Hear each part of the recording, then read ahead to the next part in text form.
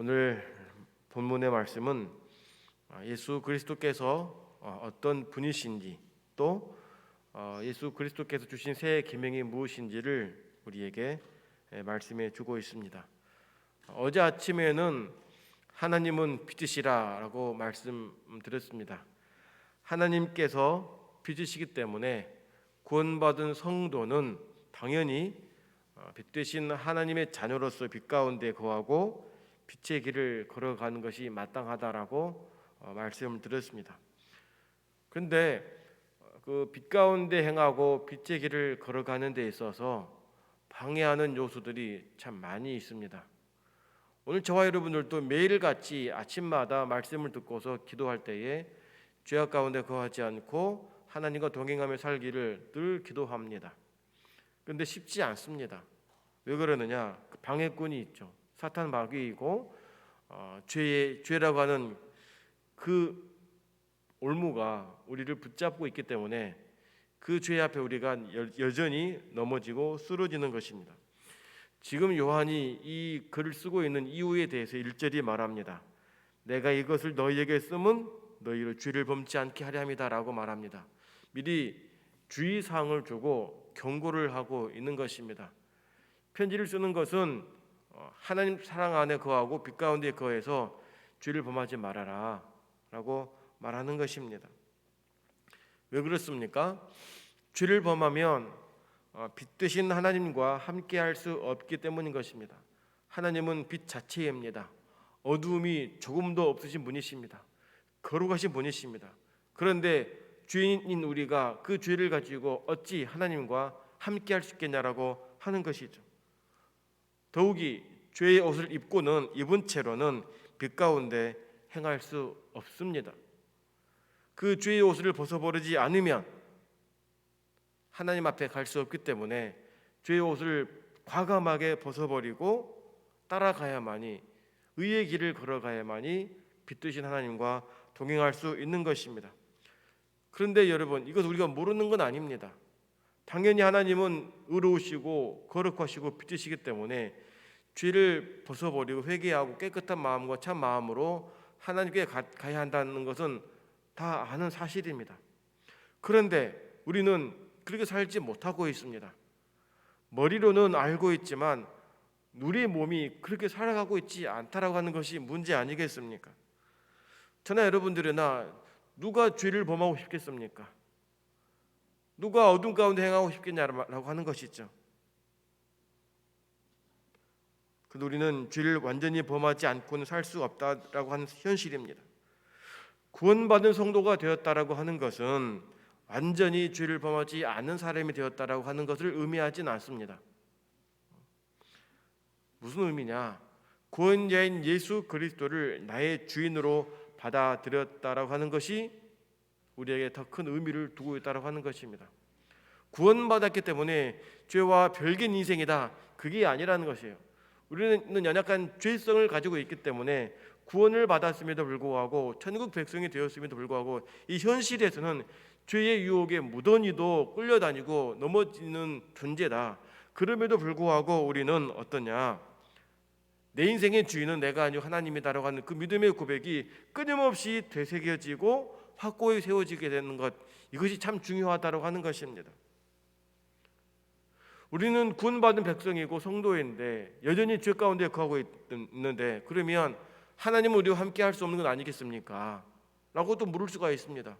구원받는 건 맞는데, 확신하는데 하나님은 의로우신 분이시고 깨끗하신 분이신데 나와 같은 죄인과 어찌 함께 할 수 있겠냐? 물론 맞습니다. 죄를 가지고는 하나님께 가까이 나갈 수 없습니다. 그런데 오늘 분명히 1절에 말합니다. 후반절에 보니까 만일 누가 죄를 범하면 아버지 앞에서 우리에게 대언자가 있으니라고 말씀합니다. 우리를 위해 대변해 주실 분이 있다라고 하는 것입니다. 그분이 누굽니까? 곧 의로우신 예수 그리스도시라. 믿으십니까? 오직 예수 그리스도만이 우리의 죄를 위해 대언하실 분이심을 믿으시길 바랍니다. 우리가 죄를 용서받고 하나님과 동행할 수 있는 이유는 무엇이냐? 예수님께서 하나님 편에서 우리를 위해 대언하신다라고 하는 것입니다. 이때 중요한 것이 무엇이냐? 예수님께서 대언해 주실 사람이 내가 맞냐라고 하는 것입니다. 나는 예수님으로부터 예수님께서 나를 대언해 줄 만큼 내가 바르게 서 있는가, 이게 중요하다라는 사실이에요. 지금은 이 보증이라고 하는 것이 사실 이제 있지 않죠. 은행에서 이제 담보라든지 신용을 보고서 이제 대출을 해주지만, 옛날에는 특정인 제3인이든 이렇게 몇 명을 이렇게 데려와서 보증을 서야만이 대출을 해줬지 않습니까? 그래서 이제 친하니까 잘하니까 보증을 서줬는데, 오히려 이것이 자기의 큰 손해를 끼치는 일들이 참 많았습니다. 믿고, 이 사람을 믿고 나는 담보 이렇게 믿고 신뢰했는데 오히려 뒤통수를 쳐가지고 덤탱이를 씌우는 일들이 얼마나 많았습니까? 예수님은 우리의 분명한 대언자시지만, 그 대언자신 예수님께서 나를 대언할 만큼 나는 바르게 살고 있는가도 중요하다고 하는 것입니다. 근데 무분별하게 무조건 대언해 주신 분이 아니라는 사실이에요. 우리가 죄를 범하고 살고 있는데 무조건 이 사람 하나님 용서해 주십시오라고 하는 것이 아니라는 사실이에요. 어떨 때 예수님이 우리의 대언자가 되어 주시느냐? 비록 여전히 우리 죄 가운데 있고 때로는 넘어지고 죄 가운데 행하겠지만, 늘 내 마음속에서는 죄를 벗어나기 위해 몸부림을 치는 그 의지적 결단, 쓰러지고 또 쓰러지지만 다시 일어서고 하나님 앞에 서기를 날마다 눈물로 기도하고 간구하는, 성령님 의지하는 그 마음과 믿음으로 애쓰는 그 성도에게 예수님께서 우리를 위해 대언해 주신다라고 하는 것입니다.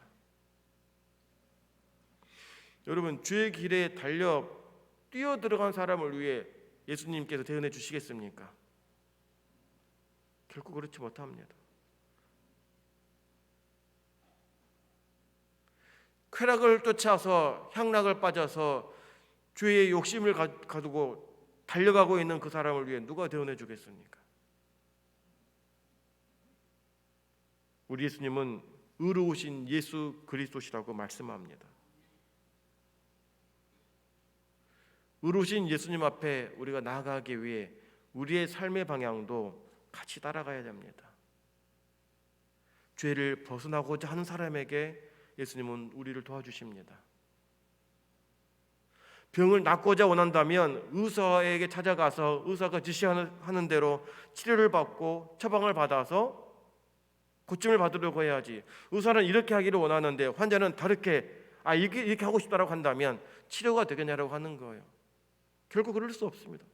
우리의 죄는 반드시 예수님을 통해서만이 해결받을 수 있다라고 하는 것, 그렇다고 한다면 주님께 나아가야 되고 주님이 원하시는 방향대로 살아야만이 우리 예수님께서 우리에게 뭐라 말합니까? 9절에서 만일 우리가 1장 9절에서 우리 죄를 자백하면 저는 미쁘시고 의로우사 우리 죄를 사하시면 모든 불의의 소리를 깨끗게 하신다라고 말합니다. 우리의 죄를 누구에게 자백을 해야 하냐라고 하는 것이죠. 오직 예수 그리스도입니다. 그럴 때 예수님께서 우리의 대언자가 되어 주셔서 우리를 새롭게 하신다라고 하는 것입니다. 두 번째로 예수님은 우리의 화목제물이 되어 주셨습니다. 우리의 죄를 위해서이죠. 우리의 죄값을 다 치르신 것입니다. 우리의 제사장이 되시고 화목제물이 되어 주셨습니다. 그렇기 때문에 이제는 더 이상 우리가 죄의 옷을 입을 필요가 없습니다. 이제는 우리가 죄의 옷을 입고 무겁게 끌려다녔고 힘겹게 살았지만 예수님께서 우리의 화목제물이 되어 주셔서 우리 죄의 옷을 다 벗겨 주셨습니다. 불태워버렸습니다. 우리는 깨끗한 자가 되었다고 하는 것입니다. 그런데 또다시 죄의 옷을 집어들고 입으려고 한다고 한다면 얼마나 어리석냐라고 하는 것이죠. 주님이 얼마나 가슴 아프시겠습니까? 육체를 입으시고 땅에 내려오셔서 우리를 위해 구원하시기 위해 고난받으시고 피 흘려 죽으셨다가 부활하셨는데, 그 은혜를 우리에게 주셨는데, 값없이 주셨는데, 그 은혜를 받은 저와 여러분들이 다시 옛 것을 집어들고 와가지고 옛날 것이 좋다고, 죄가 재밌다고 즐겁다고 옷을 입는다면 그 주님의 오심과 그 죽으심이 무슨 의미가 있냐라고 하는 것이죠. 만약 그렇게 한다면 우리는 다시 불신앙에 빠졌다라고 하는 것입니다. 예수님께서 화목제물로 오신 이유가 무엇입니까? 온 세상의 죄를 위하심이라고 말합니다. 이것은 모든 온 세상의 죄의 짐을 다 지셨다라고 하는 의미가 아니라 누구든지 예수 그리스도께 나온 자라면 예수님께서 그 사람의 죄를 지셨다라고 하는 것입니다. 때문에 우리는 믿음 밖으로 나가려고 해서는 안 됩니다. 믿음 안으로 들어와서 죄의 옷을 벗어버리고 의의 옷을 입고 예수 그리스도 옷을 입고 날마다 거룩하게 순결하게 성결하게 살아가기를 주님의 이름으로 축원합니다. 때문에 우리는 말씀을 늘 들어야 됩니다. 말씀을 통해서 말씀의 옷을 입어야 됩니다. 말씀의 옷을 입기 위해서는 먼저 내가 입고 있던 그 주의 옷을 벗어야 됩니다. 새 옷을 입으려면 입었던 옷을 벗어야 됩니다. 그렇지 않습니까? 옷가게 가서 옷을 입는데 외투를 입고 옷을 입지 않잖아요. 옷을 벗고 옷을 입어서 내 몸에 맞추는 것입니다. 구원받은 성도는 바로 죄의 옷을 벗어버리고 하나님의 말씀의 옷을 입는 것입니다. 이것이 무엇이냐? 말씀을 지키는 것, 하나님을 사랑하는 것, 이게 실제로 증명하는 것입니다. 입술로만 믿는다, 사랑한다가 되는 것이 아니고 옷은 보여지는 거잖아요. 남에게 보여지는 겁니다. 성도가 뭘 보여야 되겠습니까? 믿음을 보여야 됩니다. 하나님을 사랑한다는 것을 보여줘야 되는데 말로만 되겠습니까? 너는 말로 하는데 보여지지 않는다고 하는 것은 의미 없는 것입니다. 하나님의 살아계심을 우리를 통해 그들에게 보여줘야 됩니다. 우리는 성경을 통해 하나님을 보지만 세상은 우리를 통해 하나님을 보게 됩니다. 근데 우리가 하나님의 옷을 입지 않고 보여지지 않는다면 그들이 우리를 통해 뭘 보겠습니까? 말씀을 지키는 것 핵심은 사랑입니다. 7절에 보니까 사랑하는 것은 처음부터 가진 옛 계명이라고 말합니다. 말씀에 순종한다는 것 그리고 사랑한다는 것은 새삼스러운 것이 아닙니다. 옛날부터 모든 신앙인들이 마땅히 지켰던 것입니다.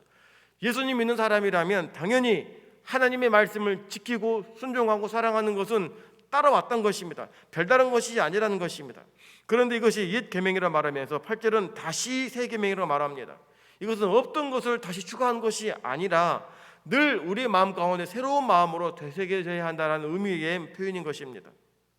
그러니까 요한이 이 편지를 쓸 때에도 시기적으로 옛 계명이지만 그러나 예수님 시대나 요한 시대나 오늘 우리에게도 이 말씀이 여전히 새 계명으로 다가와서 새로운 마음을 가지고 말씀에 순종하고 하나님을 사랑하면서 의의 옷을 입고 사는 것이 바로 말씀의 핵심이라고 하는 것입니다.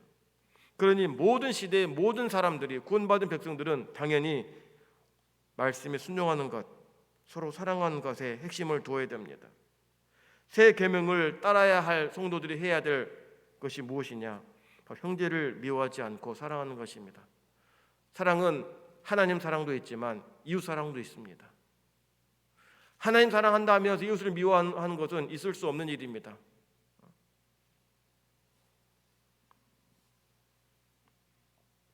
이 새벽에 우리가 함께 기도할 제목이 무엇입니까? 아직 벗고 있지 못한 죄의 옷을 입고 있는 숨은 죄가 있다면 성령님 도와주십시오. 그렇게도 벗고 싶었는데 어느 순간 보면 또다시 입혀져 있는 나의 모습 불쌍히 여겨주시고 벗겨주십시오.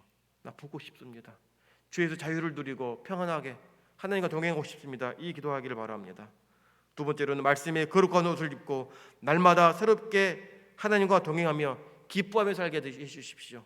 숨막히는 세상 주님과 동행하면 정말로 날아갈 듯한 기쁨을 가지고 매일매일 살아가게 해주십시오라고 기도하기를 바랍니다. 세 번째로는 여러분의 기도 제목을 가지고 함께 다 같이 주의 이름 부르짖고 기도하겠습니다. 주여 주여 주여